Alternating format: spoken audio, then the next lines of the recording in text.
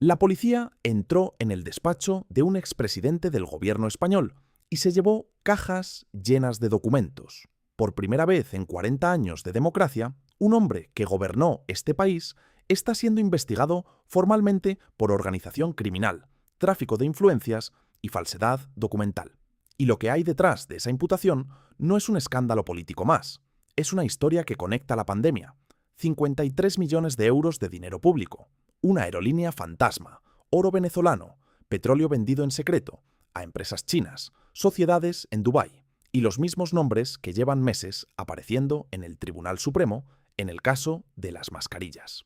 Hoy vas a entender por qué la imputación de José Luis Rodríguez Zapatero no es el principio de una historia nueva, es el último capítulo de una historia que ya conoces. Y cuando termines este vídeo, el puzzle va a encajar de una forma que ningún telediario te ha mostrado todavía, porque esto no ocurrió de la noche a la mañana. Lo que el juez José Luis Calama ha desvelado en un auto de 88 páginas es el resultado de meses de investigación secreta, de comunicaciones intervenidas, de movimientos bancarios rastreados a través de varios países y de una pregunta que la Fiscalía Anticorrupción lleva tiempo intentando responder. ¿Cómo es posible que una aerolínea prácticamente desconocida, con accionistas venezolanos y sin ninguna relevancia estratégica real para España, recibiera 53 millones de euros del Fondo Público de Rescate durante la pandemia? ¿Quién movió los hilos para que ese dinero llegara a donde llegó? ¿Y qué obtuvo a cambio la persona que los movió? Las respuestas a esas preguntas están en el auto del juez Calama. Y son demoledoras. Quédate hasta el final de este vídeo, porque lo que vas a escuchar en los próximos minutos conecta todo lo que está ocurriendo en los tribunales españoles con una sola red, un solo entramado, unos pocos nombres que aparecen una y otra vez, en el caso Mascarillas, en el caso Coldo, en el caso Plus Ultra, en Venezuela, en Dubái, en China. Si llevas semanas intentando entender por qué la política española parece un escándalo permanente, sin principio ni fin, hoy vas a entender por qué. Porque no son escándalos separados, son ramificaciones del mismo árbol. Si llevas años viendo cómo los mismos repiten, cómo los mismos nombres salen impunes, cómo los mismos medios miran para otro lado, y sintiéndote solo en esa rabia, este canal existe para ti. Aquí no hay líneas rojas editoriales, no hay anunciantes a los que proteger, no hay partido al que servir, solo los hechos, los documentos y los nombres. Suscríbete ahora. Cada semana que pase en estos juicios va a traer revelaciones nuevas. Y si no estás suscrito, te las vas a perder. Dale al botón. Y vamos al fondo de esta historia. Para entender la imputación de Zapatero, necesitas entender primero qué es Plus Ultra y por qué su nombre lleva años generando sospechas. Plus Ultra es una aerolínea española fundada en 2011, con sede en Madrid, pero con una particularidad llamativa desde el principio. Entre sus principales accionistas figuraban empresarios venezolanos, con vínculos conocidos al régimen de Nicolás Maduro. No era una aerolínea grande, no era estratégica para el sistema de transporte aéreo español, no tenía una red de rutas que justificara su consideración como empresa de interés nacional. Era, en el mejor de los casos, una empresa modesta que operaba vuelos a Latinoamérica, y sin embargo, en el año 2021, en plena pandemia, recibió 53 millones de euros del Fondo de Apoyo a la Solvencia de Empresas Estratégicas, un fondo de 10.000 millones de euros creado por el gobierno de Pedro Sánchez para rescatar empresas que fueran vitales para la economía española. La pregunta que se hicieron desde el principio muchos analistas, periodistas y políticos de la oposición fue siempre la misma. ¿Qué tiene de estratégica Plus Ultra? ¿Qué criterio técnico justificaba que esa aerolínea, con esos accionistas y esa dimensión, recibiera ese dinero mientras otras empresas más grandes y con más trabajadores se quedaban fuera del rescate? La respuesta oficial nunca fue satisfactoria, y la investigación judicial que ha desembocado en la imputación de Zapatero sugiere que detrás de esa decisión no había ningún criterio técnico. Había una red, una estructura organizada de tráfico de influencias que, según el juez Calama, tenía a Zapatero en su vértice. El auto judicial es un documento extraordinario, por su detalle y por su contundencia.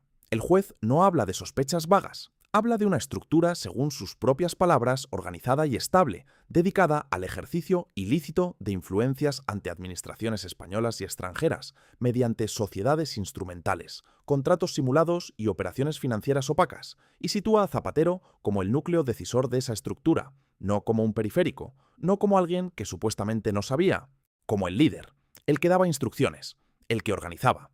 el que, según la investigación, puso sus contactos personales y su capacidad de acceso a altos cargos de la administración al servicio de terceros interesados en conseguir decisiones favorables del gobierno. ¿Y cuáles eran esos contactos? Aquí es donde la historia se vuelve especialmente explosiva para quienes llevan semanas siguiendo el caso Mascarillas desde este canal, porque las comunicaciones intervenidas por la UDEF, la Unidad de Delincuencia Económica y Fiscal de la Policía Nacional, recogen mensajes y conversaciones entre directivos de Plus Ultra y personas del entorno de Zapatero, en los que aparecen de forma explícita los nombres de José Luis Ábalos y de Koldo García. El mismo Ábalos que era ministro de Transportes, el mismo Ministerio de Transportes que, según la Fiscalía, fue el escenario central del caso Mascarillas. El mismo Koldo García que actuaba como asesor personal de Ábalos y que ahora está colaborando con la justicia dando nombres. Esos nombres, los mismos exactamente, aparecen también en los mensajes del caso Plus Ultra. Esto no es una coincidencia, esto es un patrón. Y el patrón dice lo siguiente: había un Ministerio de Transportes, dirigido por Ábalos, gestionado en la sombra por Koldo García, que supuestamente era el punto de acceso para quienes querían obtener decisiones favorables del gobierno mediante el pago de comisiones. En el caso Mascarillas, el acceso se usó para adjudicar contratos de material sanitario a empresas intermediarias, que cobraban comisiones ilegales. En el caso Plus Ultra, el acceso se usó presuntamente para conseguir que una aerolínea venezolana, con accionistas del régimen de Maduro, recibiera 53 millones de euros de dinero público. Mismo ministerio, mismo método, presuntamente misma red. Y ahora aparece el nombre que los seguidores de este canal ya conocen bien: Víctor de Aldama, el conseguidor, el tercer personaje del caso Mascarillas, el hombre que declaró en el Tribunal Supremo, señalando directamente al gobierno, es también una pieza central en la historia de Plus Ultra. Aldama denunció que Zapatero habría cobrado presuntamente 10 millones de euros en comisiones, a cambio de impulsar el rescate de la aerolínea. 10 millones de euros, una cifra que el expresidente niega por completo, pero que, según la investigación judicial, podría estar documentada en los movimientos de dinero que la UDEF ha rastreado a través de varias jurisdicciones internacionales. El juez Calama calcula en 1,9 millones de euros los beneficios directos que supuestamente obtuvo Zapatero y su entorno más inmediato. La consultora Análisis Relevante, propiedad de su amigo personal, Julio Martínez Martínez, transfirió al expresidente, según el auto judicial, cerca de 491.000 euros y unos 240.000 euros adicionales a la empresa de sus propias hijas, Laura y Alba Rodríguez, que tenían registrada una agencia de publicidad llamada What the Faf.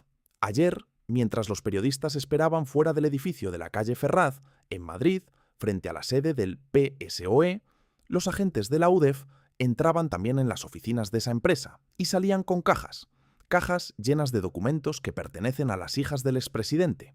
Hay un detalle en este caso que merece que nos detengamos un momento porque revela el nivel de sofisticación que, según el juez, alcanzó la red. El auto sostiene que, siguiendo instrucciones directas de Zapatero, se constituyeron dos sociedades en la zona franca de Dubái: Landside Dubai FCCO y Landside Middle East FCCO. Dubái no es una elección casual. La zona franca de Dubái es uno de los destinos preferidos del dinero, que quiere desaparecer del radar de las autoridades fiscales y judiciales europeas. Crear una sociedad allí tiene un coste muy bajo, requiere muy poca documentación y permite mover fondos internacionales con un nivel de opacidad que hace muy difícil el rastreo desde España. Si el auto judicial dice que se crearon esas sociedades en Dubái siguiendo instrucciones del expresidente, no está describiendo una operación financiera legítima. Está describiendo una arquitectura diseñada para ocultar dinero. Pero la dimensión internacional de este caso no se detiene en Dubái. El juez Calama habla expresamente de la intervención directa de Zapatero en operaciones internacionales de alto valor económico relacionadas con el pet coke, el oro, la compraventa de acciones y divisas. Y aquí es donde la historia adquiere una dimensión que va mucho más allá de la política española. La investigación sostiene que la red operaba con contactos en Venezuela, China y Emiratos Árabes Unidos. Según el auto, Zapatero habría actuado como intermediario entre Delcy Rodríguez, la actual gobernante encargada de Venezuela, referida en los mensajes intervenidos como la dama, y empresas chinas vinculadas al Partido Comunista de China en la compraventa de petróleo venezolano. Piénsalo un momento. El hombre que gobernó España entre 2004 y 2011, el expresidente socialista que se presentó durante años como mediador de paz en Venezuela, está siendo investigado por supuestamente haber usado esa posición de mediador no para promover la democracia, sino para facilitar negocios entre el régimen chavista y compradores chinos de petróleo, y para cobrar comisiones por esa intermediación. Y parte del dinero de esas operaciones, según la Fiscalía Anticorrupción, procedería presuntamente de actos de malversación cometidos por funcionarios públicos venezolanos de muy alta cuantía, concretamente de fondos públicos de los programas CLAP, los planes de distribución de alimentos que el chavismo usa para controlar a la población venezolana, y de ventas de oro del Banco Central de Venezuela, el dinero del hambre venezolano.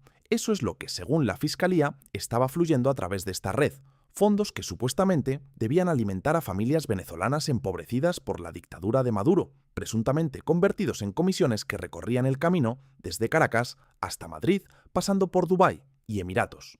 Y en el extremo español de ese camino, según el juez, estaba un expresidente del gobierno que se definía públicamente como defensor de los más vulnerables. La reacción de Zapatero fue inmediata. Pocas horas después de conocerse su imputación, publicó un vídeo en el que afirmó que jamás realizó ninguna gestión ante ninguna administración pública en relación con el rescate de Plus Ultra, que nunca tuvo sociedades mercantiles, ni en España, ni fuera de España, y que colaborará plenamente con la justicia. Es exactamente la misma estrategia que han seguido todos los implicados en todos los casos que hemos analizado en este canal. La negación total, el desconocimiento absoluto, la colaboración prometida. El problema es que el juez tiene 88 páginas de documentación, comunicaciones intervenidas, movimientos bancarios rastreados y testimonios que apuntan en la dirección contraria. Y el gobierno de Pedro Sánchez, ante esta situación sin precedentes, ¿qué hizo? Sánchez envió un mensaje a la Ejecutiva Federal del PSOE pidiendo que se defienda el buen nombre de Zapatero. El partido emitió un comunicado defendiendo la presunción de inocencia del expresidente. Y desde algunas filas socialistas se empezaron a escuchar las palabras de siempre: lawfare, persecución judicial, derecha que no perdona. Aunque esta vez, incluso algunos dirigentes socialistas no pudieron disimular su desconcierto. El presidente de Castilla-La Mancha, Emiliano García Paz, dijo en directo en una entrevista de radio que se había quedado de piedra al conocer la noticia. De piedra se habrán quedado también muchos ciudadanos que vivieron la pandemia desde sus casas, que perdieron familiares sin poder despedirse, que vieron cómo sus negocios cerraban, que aceptaron los sacrificios que el gobierno les pedía, porque había una emergencia nacional real. Esos ciudadanos pagaron sus impuestos. Esos impuestos fueron a parar a un fondo de rescate, y parte de ese fondo, según la investigación judicial, fue presuntamente a enriquecer a una red de tráfico de influencias liderada, según el juez, por el expresidente de su país. Eso es lo que está en juego en este caso. No la imagen de un partido político, no los puntos en las encuestas. Lo que está en juego es la respuesta a una pregunta que los ciudadanos tienen todo el derecho a hacerse. ¿El dinero público que se usó para rescatar empresas durante la pandemia fue realmente a salvar empleos y tejido productivo? ¿O fue en parte a financiar una red de corrupción internacional que operaba entre España, Venezuela, China y Dubái con un expresidente del gobierno en su vértice? El juez Calama dice que hay indicios suficientes para investigarlo. La Fiscalía Anticorrupción dice que hay indicios suficientes para acusarlo. Y el 2 de junio, Zapatero tendrá que sentarse ante el juez y explicar lo que hizo. Este canal va a estar en cada paso de ese camino. Cuando Zapatero declare el 2 de junio, lo vamos a analizar aquí. Cuando salgan nuevos documentos del procedimiento, los vamos a explicar aquí. Cuando aparezcan nuevas conexiones entre este caso y el caso Mascarillas, y van a aparecer porque los hilos son los mismos, los vamos a desvelar aquí. Porque esta historia no ha terminado, ni de lejos. Lo que ha ocurrido ayer es el momento en que el secreto de sumario se ha levantado y la historia ha salido a la luz. Pero la historia real, la que explica cómo funciona el poder en la España de Sánchez, todavía está escribiéndose. Si este vídeo te ha dado información que no encontrabas en ningún otro sitio, si por fin estás viendo la conexión entre todos estos casos que los grandes medios te cuentan por separado para que no entiendas el cuadro completo, entonces sabes exactamente lo que tienes que hacer.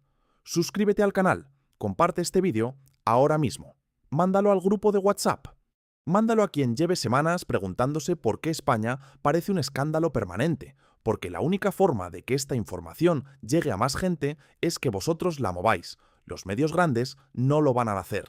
Los que tienen algo que ocultar están rezando para que canales como este no crezcan.